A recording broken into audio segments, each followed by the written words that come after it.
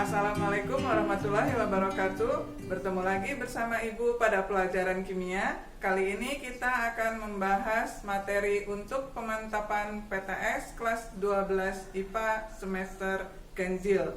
Sebelum belajar, tak lupa kita harus mengucapkan Bismillahirrahmanirrahim agar mendapatkan kemudahan dalam memahami materi kali ini. Materi kali ini berisikan tentang pemantapan materi sifat koligatif larutan yang terdiri dari 4 macam, yaitu penurunan titik beku larutan, kenaikan titik didih larutan, lalu tekanan osmotik, dan tekanan uap larutan yang meliputi larutan elektrolit dan larutan non-elektrolit.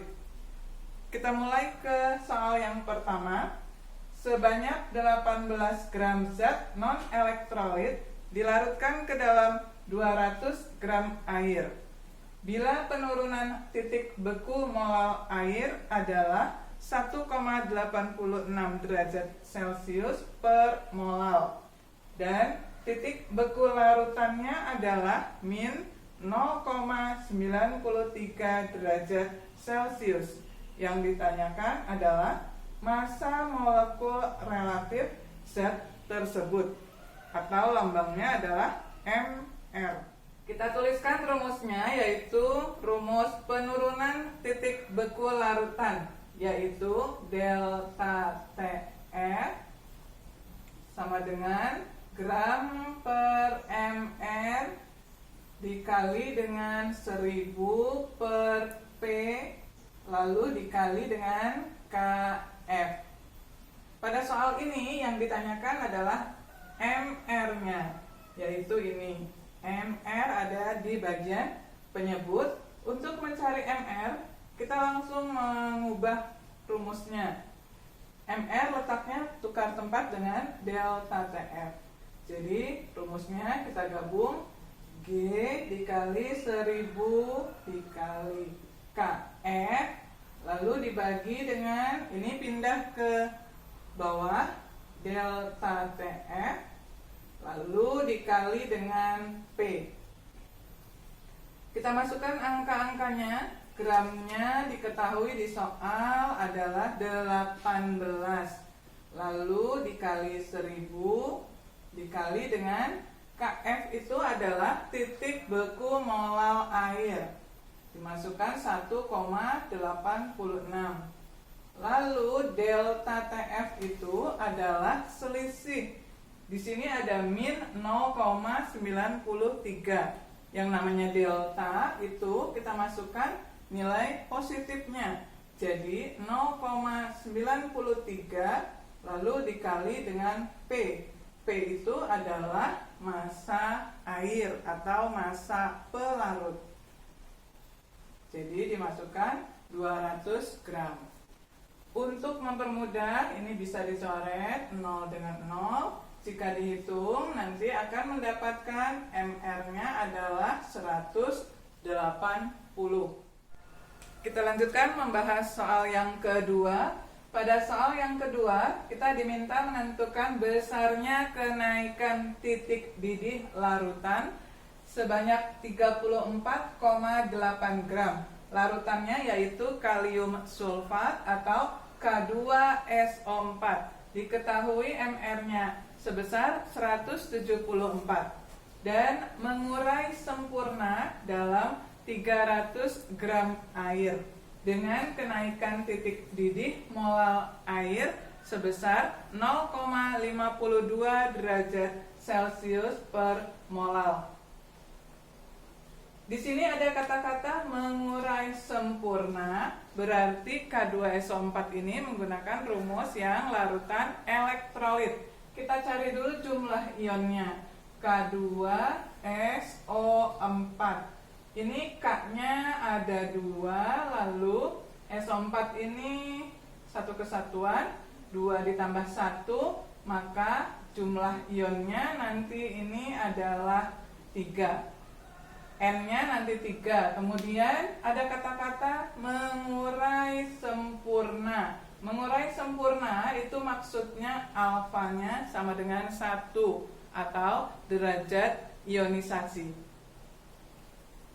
Kita tuliskan rumusnya untuk titik didih, kenaikan titik didih larutan elektrolit delta TB sama dengan gram dibagi mR kali 1000 per P, lalu dikali dengan KB, dan kalau elektrolit masih ada faktor Van Hoff-nya, yaitu 1 ditambah N-1 dikali alfa.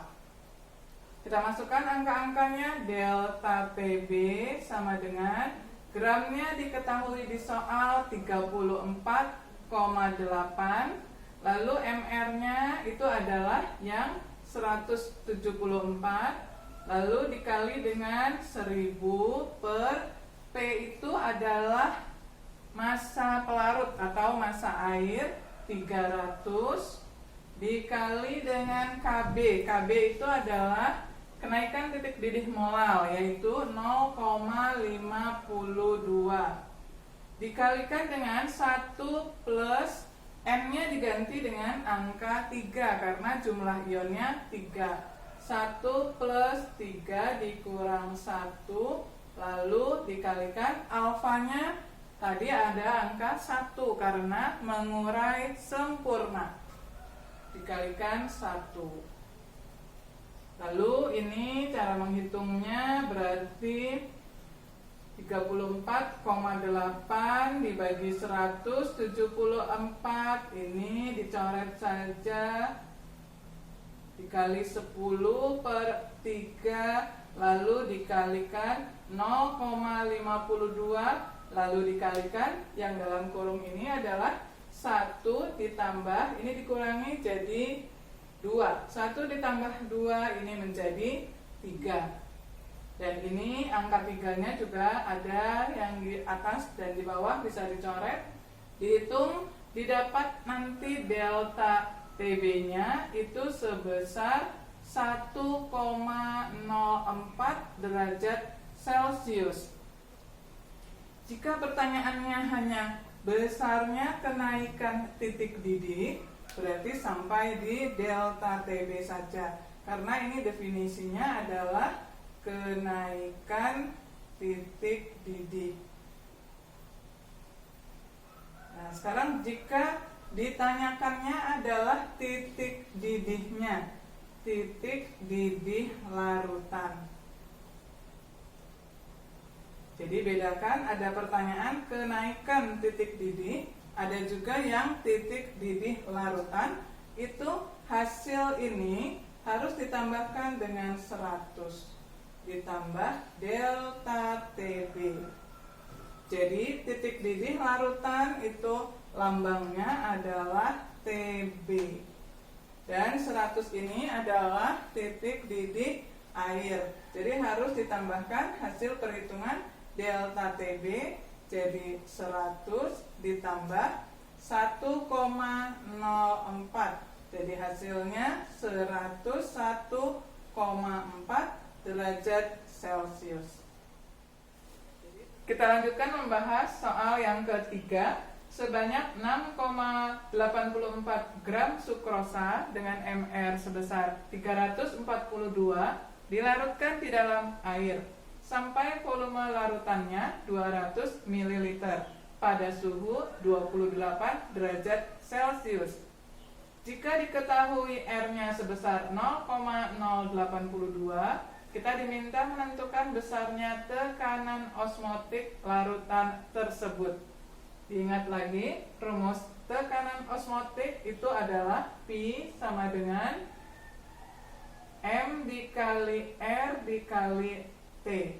Jika dijabarkan, M itu adalah molaritas, P sama dengan, bisa dituliskan gram dibagi mR, lalu dibagi volumenya tapi dalam satuan liter, lalu dikali R dikali T. T itu adalah suhu tapi satuannya harus Kelvin. Kita masukkan angka-angkanya. Gramnya diketahui 6,84 dibagi mR-nya ada 342, lalu dibagi dengan volumenya tapi dalam satuan liter. Di sini ada 200 ml dibagi 1000 supaya menjadi ke liter menjadi 0,2. Lalu dikali R itu tadi tetapan 0,082 dan suhunya dirubah menjadi Kelvin. Ini suhunya 28, berarti 28 ditambah 273. Jadi T-nya nanti dimasukkan angka 301 Kelvin. 301. Jika dihitung, ini akan mendapatkan Pi sebesar 2,46. Satuannya adalah atmosfer. Kita lanjutkan membahas soal yang keempat. Sebanyak 9,2 gram gliserol, mR-nya adalah 92, dicampur dengan 27 gram air, mR air adalah 18, dan tekanan uap air pada suhu itu diketahui sebesar 29 mm Hg. Yang ditanyakan adalah besarnya tekanan uap larutan tersebut. Kita ingat lagi, tekanan uap itu lambangnya adalah P, dan rumusnya itu adalah P0 dikalikan dengan XP. XP itu adalah fraksi mol per larut. Jadi jika dijabarkan, P itu sama dengan P0 dikali fraksi mol itu jika dijabarkan menjadi mol zat pelarut dibagi dengan mol zat pelarut ditambah mol zat terlarut. Di sini kita lihat yang pelarut itu adalah air dan terlarut itu adalah gliserol. Kita tuliskan di sini P berarti sama dengan P0 dikali dengan mol dari air sebagai pelarut dibagi dengan mol air, lalu yang terlarut tadi adalah gliserol. Jadi kita ganti dengan gliserol. Ini adalah rumus mencari P atau tekanan uap larutan. Ini adalah larutan yang non-elektrolit, jadi tidak pakai faktor Van Hoff. P sama dengan P0 itu adalah tekanan uap airnya, yaitu 29 dikali dengan mol air. Mol itu diingat lagi rumusnya adalah gram per mR. Gramnya 27, jadi 27 dibagi 18, mR air 18. Di bagian penyebutnya adalah mol air juga sama, 27 dibagi 18 ditambah mol gliserol. Gramnya diketahui 9,2, berarti 9,2 dibagi dengan mR-nya 92. Kita tuliskan P sama dengan 29 dikalikan, ini jika dibagi adalah 1,5. Lalu di bagian penyebutnya 1,5 ditambah, ini jika dibagi adalah 0,1. Lalu jadi 29 dikali 1,5 dibagi dengan 1,6 ya. Hasil pertambahan ini 1,5 ditambah 0,1 menjadi 1,6. Jika dihitung maka P ini akan mendapatkan hasil 27,19. Satuannya disamakan dengan yang ada di soal, berarti milimeter Hg. Kita lanjutkan membahas soal yang kelima. Pada soal yang kelima terdapat larutan 0,6 mol suatu larutan biner. Biner itu artinya memiliki 2 ion, membeku pada suhu min 1,75 derajat Celcius. Jika harga Kf-nya diketahui 1,86, kita diminta menentukan besarnya derajat ionisasi larutan tersebut. Yang ditanyakan ini lambangnya adalah alfa. Tadi kita ingat dulu, biner itu nanti N-nya sama dengan 2 ya, jadi memiliki 2 ion. Kita tuliskan rumus dari titik beku larutan, yaitu delta TB menggunakan rumus yang sudah ada molalnya. Karena diketahui di soal molal, berarti rumusnya M kali KB, lalu dikali dengan faktor Van Hoff-nya 1 plus N-1 alfa. Yang ditanya adalah alfanya. Ini rumusnya bisa kita langsung ubah, 1 plus N-1 alfa. Jika dicari, ini adalah delta TB dibagi MKB. Jadi rumusnya dulu boleh kita ubah seperti ini, delta TB dibagi M dan dikali KB. Lalu kita masukkan ini angkanya 1 plus M-nya tadi adalah biner, M-nya diganti angka 2, 2 dikurang 1 dikali alfa, sama dengan delta TB-nya dalam soal diketahui titik bekunya adalah min 1,75. Selisih itu kita masukkan yang positifnya 1,75 dibagi dengan M-nya diketahui molalnya adalah 0,6, lalu KB-nya adalah 1,86. Ini jika dijabarkan menjadi 1 plus 2 dikurang 1 itu adalah 1 dikali alfa. Jadi bisa langsung dituliskan seperti ini, 1 plus alfa sama dengan, ini jika dihitung akan mendapatkan 1,57. Lalu mencari alfa sama dengan 1,57 dikurang dengan, ini pindah ruas jadi dikurang 1, hasilnya 0,57. Biasanya alfa itu di satuannya adalah persen, maka 0,57 ini kita kalikan dengan 100%, maka didapat hasilnya adalah 57%. Itulah besarnya derajat ionisasi larutan.